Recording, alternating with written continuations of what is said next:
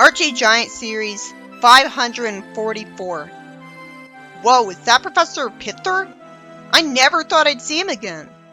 So he has this yellow force field around him, and he points to get something to open up, wanting to make another bank withdrawal, as the bullets bounce harmlessly away from him. Isn't he a warlock though, since Della warned Sabrina about him? Why won't he just teleport gold to him and sell it to make money? I guess he finds this too fun, but it's so easy. He leaves the bank, and I'm glad this issue didn't establish that Della's opposed to him at least, because maybe that dumb continuity wasn't kept, so Della doesn't stop him because she wants witches to do evil things. Still, I know Sabrina isn't the only good witch, so why doesn't the good witch warp Pither to her and stop him? Maybe they're all oblivious to Pither and what he's doing, like Sabrina who's watching a soap opera. Then it's interrupted by a news report on Pither's bank robbery. It sure is convenient that this happens to tell her about Pither. I'd think bank robberies would only be reported on the news. They'd happen so often, they wouldn't be interrupting soap operas. And this didn't even need to happen to inform Sabrina, because pretty soon she hears a booming sound. But it's from Della, not Pither. She arrives at her house in an interesting way again, but again, she's completely out of character because 1, she always just teleports to Sabrina. She wouldn't come here on a horse, and certainly wouldn't trade a car for one. And 2, she wants evil things to happen to mortals.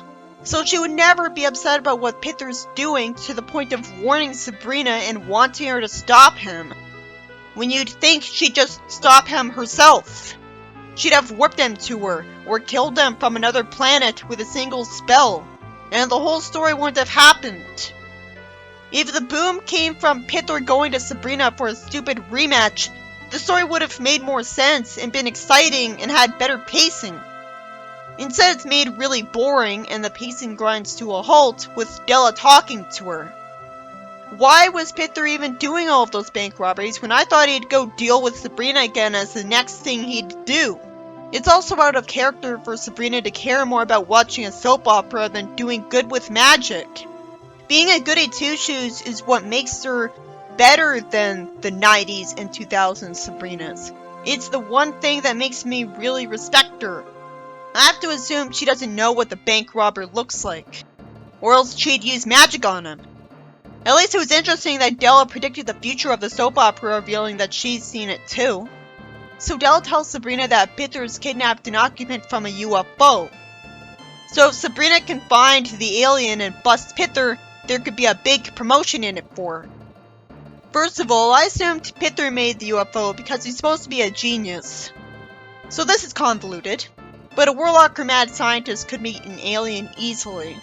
And second, what do those promotions even mean? What's the difference between teen, witch, 4th, 3rd, and 2nd class? Well, Sabrina gets brought to 2nd and feels more powerful. But how? Witches are always omnipotent. I can only assume that she means that she'll have a harder time running out of magic. And the magic only made her feel more powerful right when it came into her to tell her this fact. So she wouldn't have run out of magic trying to get rid of the titter splitters if she was higher in class. Okay, but the story needs to tell me that, so I'll take it seriously right away. So Della tells Sabrina that it's better to let the aliens tell her about the kidnapping victim themselves from their spaceship. That is conveniently on Earth. There's more than one alien here? So they fly in the sky without brooms, and Sabrina somehow expects me to believe, for no reason at all, that as a 3rd class witch, she could never do this. Bullshit! She could do so many other things with magic. She's levitated objects tons of times. I'm sure she was able to levitate herself. I think this writer didn't read any of the Sabrina comics before he was hired. You can really tell he's a newer writer than the other ones of the time. It wouldn't be so bad if it was explained that Bob Bowling's stories took place in their own separate universe. But to be fair, I have a very hard time remembering any time Sabrina did fly around like this. She's always on a broom or vacuum or something, so maybe this is the first time she did this. But regardless, she could have done it earlier. So after Della and Sabrina approach the spaceship on Della's flying horse, rather than simply warping directly to it, like Della would do, Sabrina somehow stupidly asks if the aliens will get a parking ticket for parking next to a strangely shaped cloud. Then the alien that conveniently speaks English tells Sabrina that their prince is being held for ransom in the past, the Aztec era. So if he can time travel, why does he need to do bank robberies for money? He just thought they were that fun? He's holding him for ransom until the aliens would give him their most treasured secret. The secret to their electromagnetic drive so that Pither could build a spaceship and go across the universe. I assumed he could build literally anything because he's a genius. So it's a bit confusing that he needs to do this. You'd think he would have already had this drive, and that's why he would have met that alien. Also, he's a warlock, so he'd just zap up a spaceship that could do that. Or was I always supposed to assume he isn't a warlock? Then why did Della instantly warn Sabrina about him last time, and already knew all about him, when he's just a mortal with no magic to defend himself against witches? Why is Della too scared of him to warp him to her then? So he's been doing bank robberies to finance the construction of a spaceship. And Sabrina asks how Pither gets to the past instead of assuming he just casts a spell to get there. He gets to the past in a time taxi he invented himself. Magic is way more believable. Stealing from a witch to get a time necklace would be more believable. Witches can summon anything at any time, so why doesn't Della summon the time taxi and go back in time to ambush Pither? I guess nobody knows exactly what the time taxi looks like, except Pither. Della would just tell her magic to find Pither and find out what the time taxi looks like from his brain. Then she'd warp it to her. But she won't even need to do that because these witches can time travel themselves. Della says that Pither and his teenage cohort, Chester, were vanquished long ago by little Archie. It's not long ago if little Archie did that. I can't help but be very surprised that it's supposed to be in canon with little Archie. I thought little Archie was a completely separate universe from everything else because Miss Grundy and Mr. Weatherby are somehow working at an elementary school there. So after that giant, boring exposition dump, Sabrina jokes around as if those aliens look like turnips when they don't. They fly away instead of simply warping directly to that manor. As I wonder how pathetic Pither could possibly be if little Archie defeated him. Sabrina says the manor's been abandoned for a while because there's tons of newspapers, but Della notices somehow from a huge distance that all of them have the same date on them.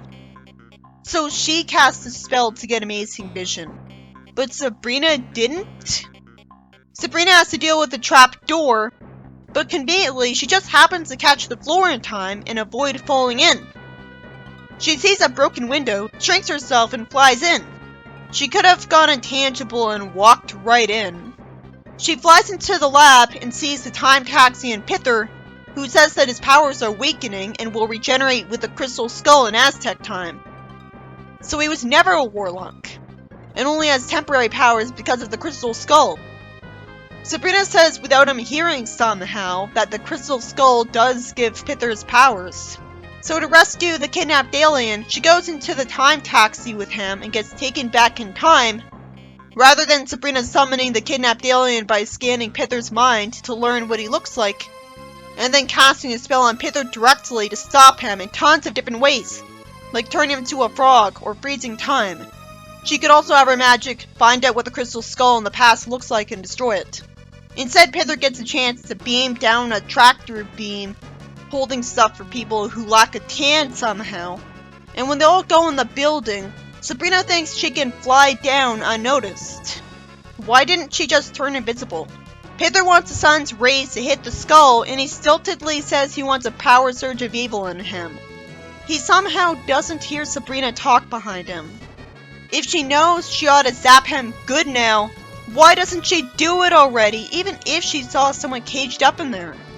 She sees a human in the cell and wastes time talking to him. So he's the prince, because his planet is a world inhabited by many intelligent life forms. That's impressively creative. Sabrina's open-minded enough to wish that was the case on Earth.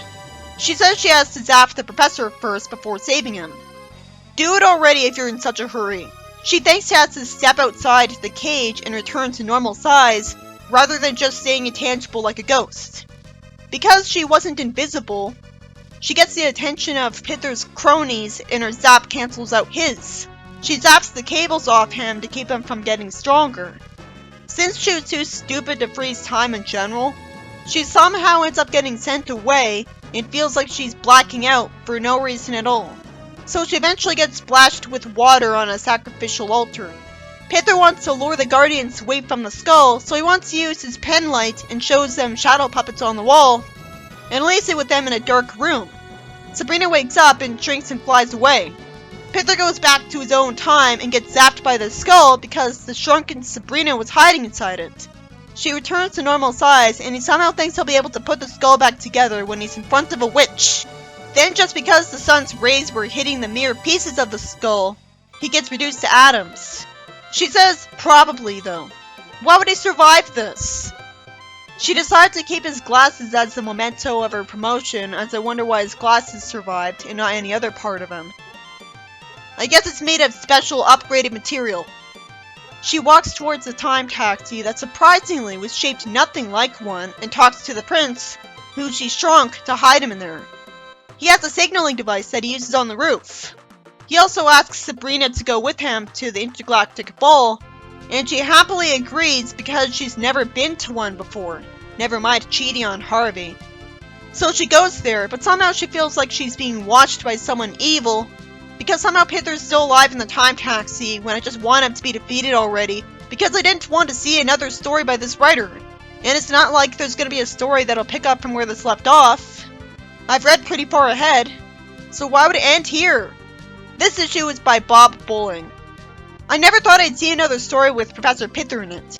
But once again, the writer fails to understand the Sabrina series completely because he has these witches in the story not immediately saw Pither with their many magical powers. Despite not losing all of them, they're all supposed to be evil and want mortals to suffer. So she wouldn't care about Pither and get Sabrina to try to stop him. Why would she even go to Sabrina in particular anyways? She's a good witch, so she's her least favorite one. Obviously, Sabrina would have warped Pither to her right away, right after he got in the rocket ship the first time, and turned him into a frog. So he certainly wouldn't have gotten the chance to do all of those bank robberies. The story was a bit impressive by having continuity with previous issues at all, but it would have only made sense if it didn't have continuity. And this was the first time he ever showed up in that particular canon.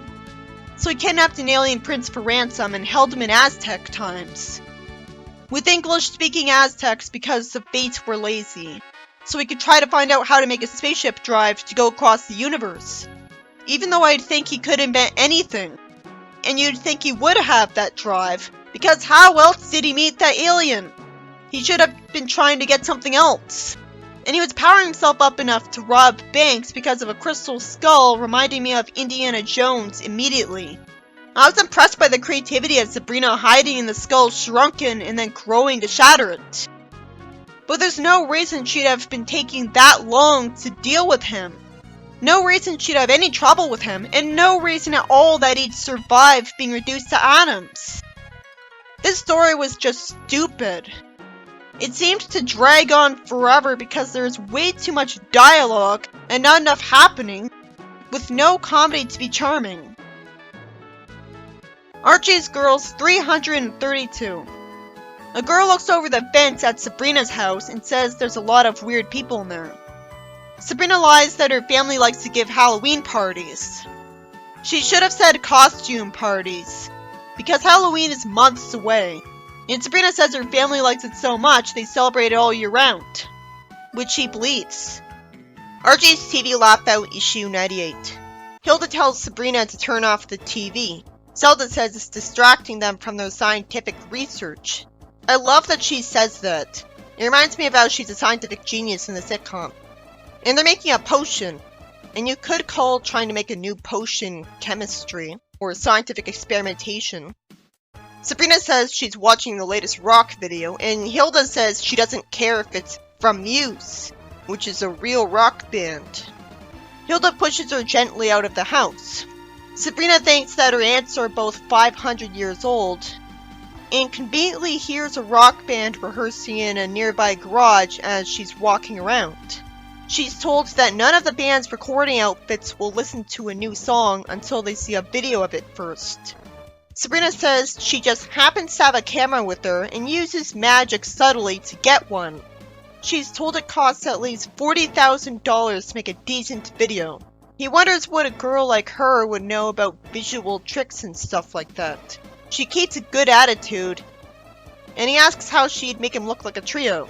Then she's shockingly reckless by making 3 of them with her magic.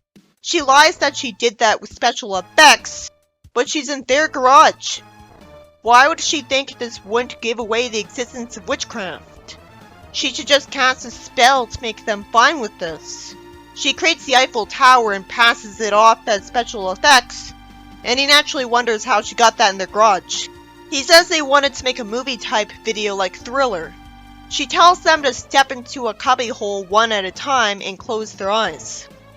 Then she shows them a mirror showing them how they look, which impresses them. She gets asked for some slimy creatures for background and summons them. After she videotapes them, Hilda shows her the music video she made that conveniently got on TV, and she says this is the kind of show she should be watching on TV instead of the trash she usually has on. And Zelda calls the hairy one handsome. This story was about Sabrina getting told to leave the house for a bit because her TV is making noise, and then showing a garage band that she can make them good special effects for the music video. She somehow gets them to totally buy that she's summoning stuff with special effects, even though she just walked into their garage and doesn't have any equipment. They somehow don't just freak out and run away from the obvious witch, and it's not even explained that she used magic to make them not suspect her. But at least she got to help out, so that was nice instead of depressing. Instead of getting sick of her, they appreciate her help and get the music video on TV. Jughead 337. Hilda's neighbor gets mad, saying that gremlins got into his lawnmower and it won't start. Hilda's thoughts reveal that she zapped his mower. Somehow, she thinks it's ridiculous to believe in gremlins, when she's a witch who sees all sorts of supernatural creatures and parties with them. Her broom doesn't fly, and there's some tiny gremlins to blame. If they existed, witches would already know about them. Life with Archie 246. Hilda tells someone she's looking for a new house for no reason, and he shows her a house, and she says that a worse looking house that wasn't for sale is a beauty. I guess it's supposed to be because she's a witch. So it reminds her of a haunted house, her beauty standards are backwards, or she knows she could just fix whatever's wrong with the house and likes the way it looks other than that. Pep 398. A mugger threatens Hilda and Sabrina trying to get the purse. Hilda says he's making a big mistake, but if she was really smart, she'd just use magic immediately. For all she knows, this delay could cause him to shoot her. They agree to hand over their purses, and suddenly we see that purse is on his head. But since we see one of the purses on his rear and the other purse is on his head, and there's a bam and a thwack sound effect, it turns out the purses can magically attack him on their own. At first I assumed they threw the purses at him. It's interesting that rather than Hilda predictably using magic against them, the purses themselves had a spell on them that let them jump at and attack muggers. Archie 333. We see multiple little girl cousins for Sabrina for a change. The one on the left looks cute with those pigtails. They think Sabrina's not like the other young witches because she was never seen sticking pins in her dolls, and we see her hug them. I already know she's not like other witches.